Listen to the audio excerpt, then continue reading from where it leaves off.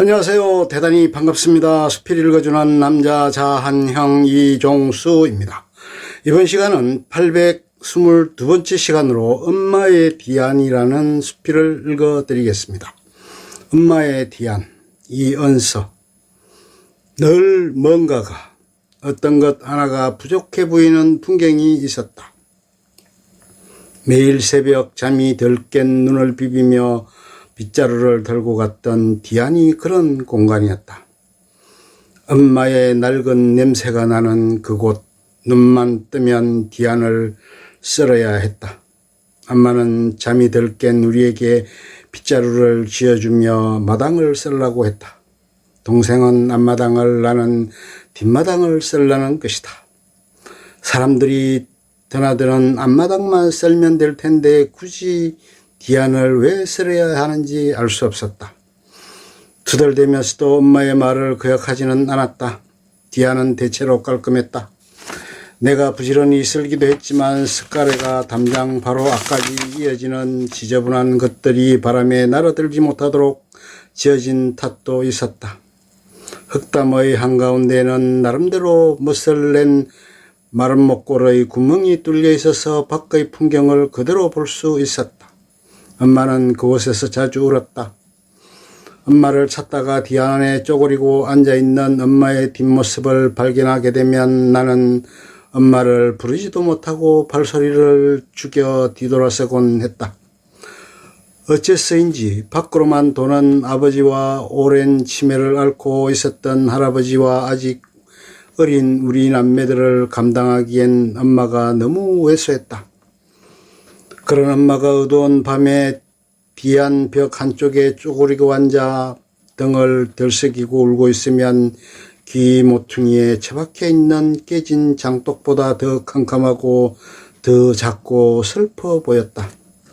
낮에도 간혹 엄마가 안 보이면 나는 발자국 소리를 죽이고 디안을 기웃거렸다.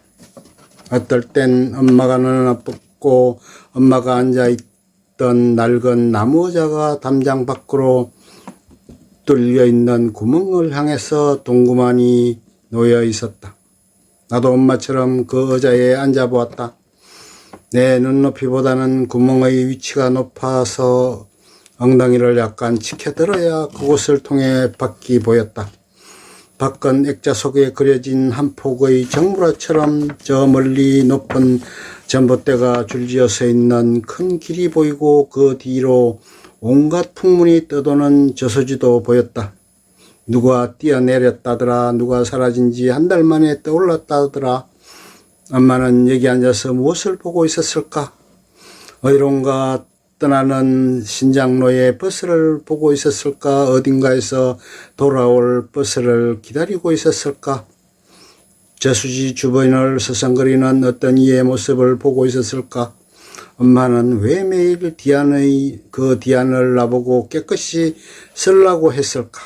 겨우 우리에게 들키지 않으려고 혼자 몰래 가서 울 거면서 왜 그것을 썰고 또 썰라고 했을까?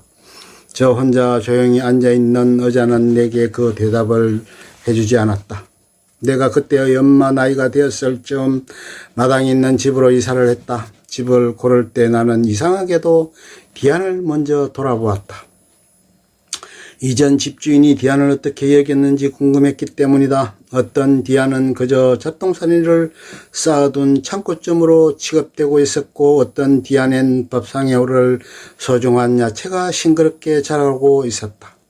내가 고른 집은 어쩌면 안주인만의 사색 공간으로 뒷마당이 존재하지 않았나 싶은 생각이 들었다.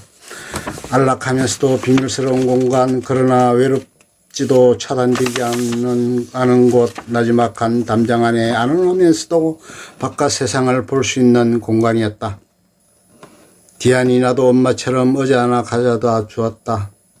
어쩌면 어느 어미새가 둥지를 틀기 위해 나뭇가지를 물고 가다 떨었을 나무가지들과 새의 깃털이 몇 가닥 뒹굴고 있었다. 나는 그곳을 특별히 가꾸지도 외면하지도 않는다.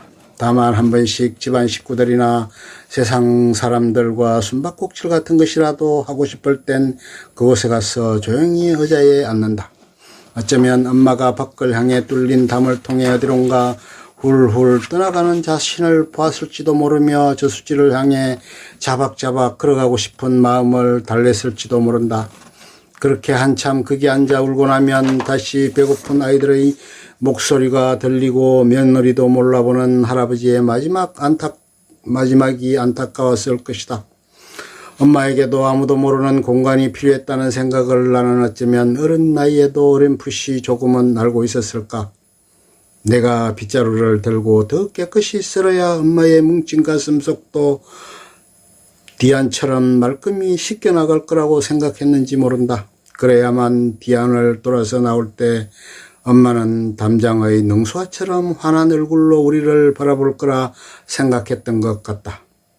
그래서 나는 하품을 해대면서도 새벽마다 요령을 피우지 않고 디안을 쓸어야 했다. 나는 얼마나 오래 의자에 앉아 있었는지 노을이 내 뺨을 빨갛게 물들이는 것도 잊은 채 저릿한 다리를 일으켜 디안을 쓸기 시작했다.